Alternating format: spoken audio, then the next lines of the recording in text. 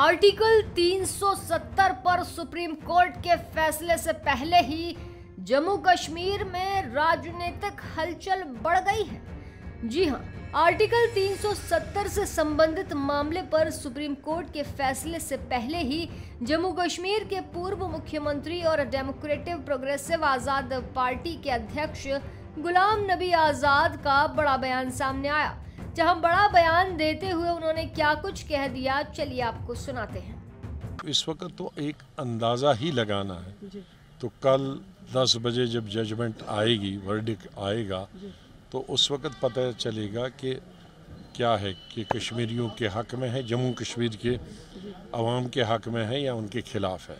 इस वक्त हम यही कह सकते हैं कि हम 2 महीने या 4 महीने से इंतज़ार नहीं कर रहे हैं। हम गुज़िश्ता 4 साल से ज़्यादा अरसे से इस दिन का इंतज़ार कर रहे थे कि कब सुप्रीम कोर्ट, क्योंकि पहले 3 साल में तो कोई सुनाई हुई नहीं, सिर्फ एक दफ़ा आधे घंटे के लिए सुनवाई हुई थी। और जिसका मैंने खुद भी और मेरे साथियों ने अपनी पब्लिक मीटिंगों में पिछले 1-1.5 साल से कहा कि जब तक सुप्रीम कोर्ट इसको डे टू डे हियरिंग नहीं करेगी तो तब तक फैसला आना 50 साल में भी नामुमकिन है। मैं मशकूर हूँ सुप्रीम कोर्ट का कि उन्होंने ऑलमोस्ट कभी डेली बेसिस पे इसकी सुनवाई शुरू की। सब लोगों ने, सरकार ने, दूसरे लोगों ने, इंडिपेंडेंट लोगों ने, जो किसी पार्टी से भी ताल्लुक़ नहीं रखते थे, उन्होंने भी अपनी याचिकाएं, अपनी एप्लीकेशन सुप्रीम कोर्ट की तरफ रुजू किया। और सुप्रीम कोर्ट ने जब से सुनवाई की तब से उन्होंने ज़्यादा समय नहीं लगाया।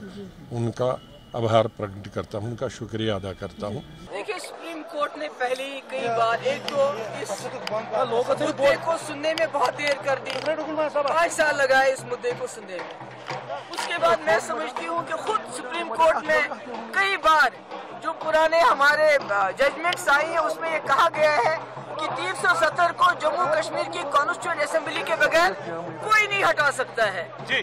तो मुझे लगता है ये फैसला तो सीधा होना चाहिए कि ये जो उन्होंने किया 2019 5 अगस्त को वो नाजायज था, वो कॉन्स्टिट्यूशन के खिलाफ था, जम्मू कश्मीर के खिलाफ था। जो जम्मू कश्मीर के साथ वादे किए गए 1947 में, उन वादों के खिलाफ है।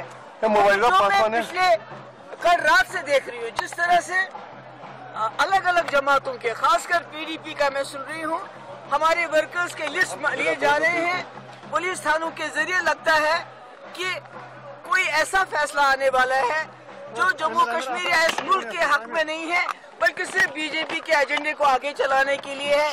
इसलिए कुछ प्रिकॉशनरी मेजर्स लिए जा रहे हैं, जिसका मुझे बड़ा अफसोस है। मगर फिर भी मैं सुप्रीम कोर्ट को ये बताना चाहती हूँ कि आपकी जिम्मेवारी बीजेपी के एजेंडे को आगे चलाने की नहीं है, बल्कि इस मुल्क की सालमियत, इस कॉन्स्टिट्यूशन की सालमियत की है, उसका लिहाज की। तो देखा आपने, उन्होंने कहा कि जब फैसला आएगा तब पता चलेगा कि जम्मू कश्मीर की आवाम के हक में है या नहीं। हम 4 साल से ज्यादा इस दिन का इंतजार कर रहे थे कि कब सुप्रीम कोर्ट इस मामले पर लगातार सुनवाई करके फैसला सुनाएगा, और अब फैसले की घड़ी आ गई है। बता दें कि Jammu Kashmir high court bar association का रुख किया गया है। कहा गया कि भारत में शामिल होने पर जम्मू कश्मीर के महाराजा ने राज्य पर क्षेत्रीय संप्रभुता बरकरार रखी, लेकिन उनके पास संप्रभुता नहीं थी। हालांकि रक्षा, विदेश मामले और संचार कानून के साथ साथ शासन के लिए अन्य सभी शक्तियां केंद्र के पास थी। बहरहाल अब देखने वाली बात ये होगी कि आज आर्टिकल 370 पर क्या कुछ फैसला होता है।